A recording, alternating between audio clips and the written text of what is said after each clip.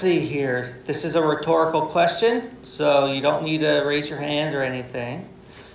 But when you were assessing these acidic strength of these molecules, how many of you drew the conjugate base to look at the stability of the conjugate base?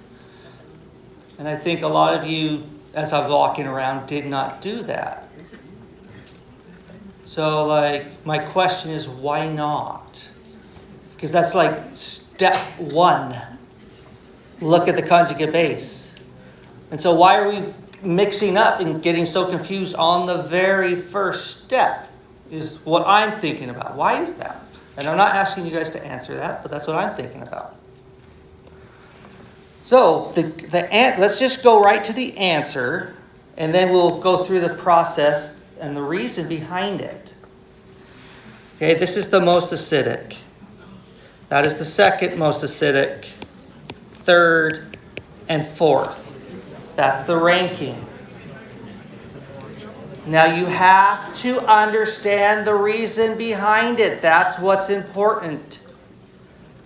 Because if I give a question like this on the exam and I say rank them, that's going to be worth 30% of the grade. And the other 70% is going to be handwritten explanation of why you made your choice. And I know sometimes it's because I guessed, because I just don't know. And that's fine in those situations. But I'm assessing, do you really know why you're putting the numbers where they go? And a free response question gets to that. It eliminates people that are just guessing, because you can't just, well, I guess you could write, I guessed, and that's your free response answer. So what's the first step? What did I say? I'll draw those in green. We have to draw the conjugate base. So in order to draw the conjugate base, we need to get rid of a proton. Which proton would we get rid of? One right here? Why not this one? That's the one that we need to get rid of, but why this one that I'm drawing the arrow to? Come on, class. Why that one? Its pKa is the smallest. If a molecule has all these hundreds of protons, and we ask the question, which one is it going to lose first? It's going to be the most acidic one. So I've taught you guys the pKa's are the things that you need to memorize. Right? So a hydrogen on an alkane is what? pKa. Oh boy. What's the pKa of a hydrogen on a carbon? 50. And what's the pKa of a hydrogen on a carboxylic acid? 5. So that's how you do it. You look and find the most acidic hydrogen, and that's the one that you're going to lose. And so we draw that, and it would look like this, O minus, and the fluorine's still there. So there's our conjugate base. And so we need to do that for every single one. Okay, so we'll do that relatively quick. And then we will go this way.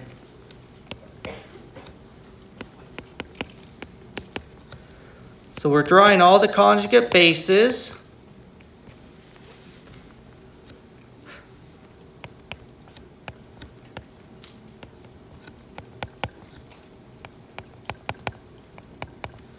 Like so. Okay, now we have to look at the stability of the conjugate bases. And based off of the stability of the conjugate base, we can assess and find the most acidic. Because when you have a molecule that's high in energy, it wants to get low in energy. And in order for that to happen, it needs to react. Right? So, let's see here. When we look at these conjugate bases, so we're focusing our attention on the green molecules now, we have to use the cardinal rule. So when we take a look at those 4 green molecules, using the cardinal rule to help us assess the stability of those conjugate bases. What does C stand for in cardinal rule? Charge.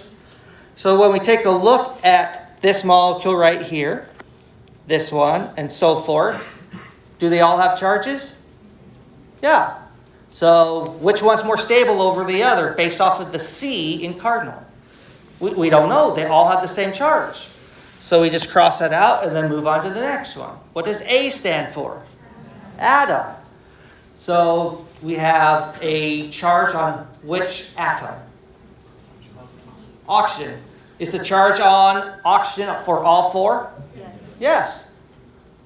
So that's what we want to pay attention to, is what atom is the charge on.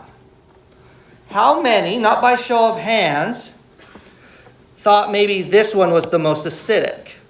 I think some of you had that thought.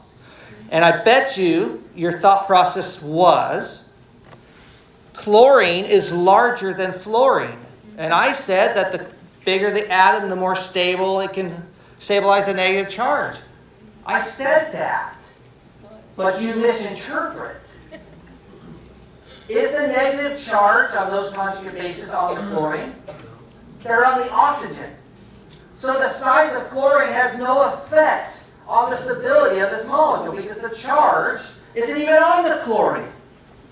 But if we said, what's the stability, a chloride versus a fluoride? You would say the chloride's more stable. You say the chloride is more stable because it's larger. Okay? But in our example, the problems that we're doing, the size of chlorine versus fluorine has nothing to do with it. So we're focused on where's the charge and how is that charge being stabilized. And so the atom is all oxygen. So we have another tie. So what does RD stand for? Resonance and delocalization. We kind of lump those together.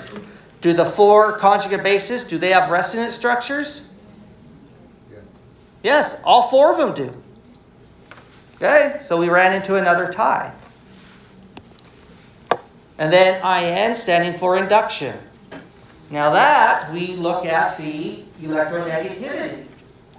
So which is the most electronegative atom in these examples? It's fluorine, right?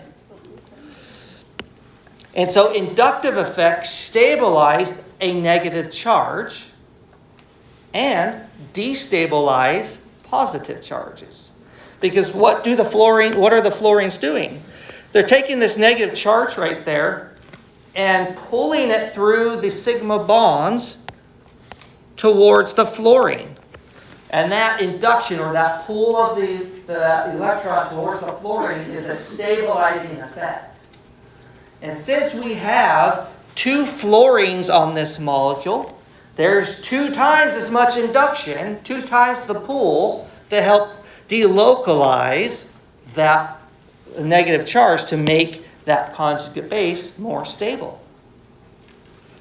So now since we're in the cardinal rule of induction, now we just have to look at all 4 of them and say which one has more of an inductive pull. So this one is the most stable conjugate base. What's the next most stable conjugate base? Now we have a chlorine versus a fluorine. So fluorine's going to be the next stable conjugate base. And now when we compare 3 and 4, why is 3 more stable than conjugate base number 4? Yeah. Yeah. There's a distance effect. You see how the chlorine on top is closer to the negative charge than the chlorine at the bottom? So the closer the electronegative element is to a negative charge, stronger the pull that a negative charge feels, and hence more stable. Yeah?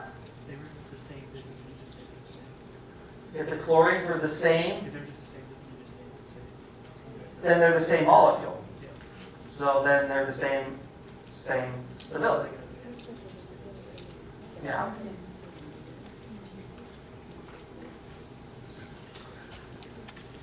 Okay, so what have we found? We have found the stabilities of the conjugate bases, and then that tells us, hey, the most stable conjugate base is going to give us the stronger acid. All right, that's what we've discovered here. Strongest or the most stable conjugate base makes the stronger acid. Because if you interviewed all four of those acids, molecule 1 would say, yeah, I'll give up the proton any day of the week. That's easy peasy. But molecule 4 is like, nah, not so much. Because when molecule 4 gives up its proton, it is going to turn into a much higher in energy molecule. So what I'm trying to say is if you look at this in terms of stability, draw yourself a y-axis. And we draw these 4 energy levels. Which conjugate base is going to be at the very bottom? Molecule 1. Because that is the lowest in energy, the most stable. And then you see number 4 is up there. Molecule 4. So molecule 4 is higher in energy, less stable.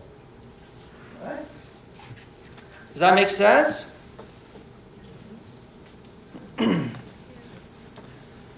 Any questions?